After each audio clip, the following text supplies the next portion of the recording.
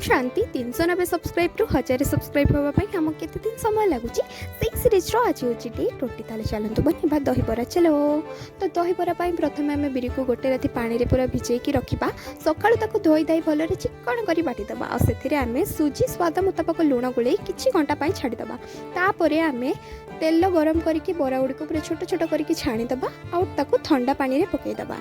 एपटे दही पानी रेडी करने मोटी गोटे बड़ पात्र रे गोटे पैकेट दही नहीं से आवश्यक अनुसार पानी दबा। जेहेतु ये दही पानी रे गोटे राति पूरा बराटा भिजिकी रहिबो तो सेही अनुसार आम पानी दबा।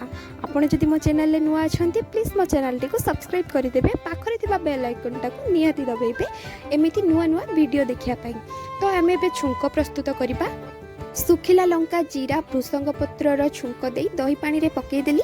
तापर आम जो बराटा पानी रे भिजेकी रखी से बरा गुड़ को पानी रे छाणी आनी ए दही पानी रे पकईदबा। तापर रेडी हो गला आमर दहीबरा। खाली दहीबरा तो खाइले हबनी तापई आलुदम तरकारी मु आपण मानकु पार्ट 2 रे कहबी। आसुचे देखा पा गोटे नुआ वीडियो रे। Bye bye.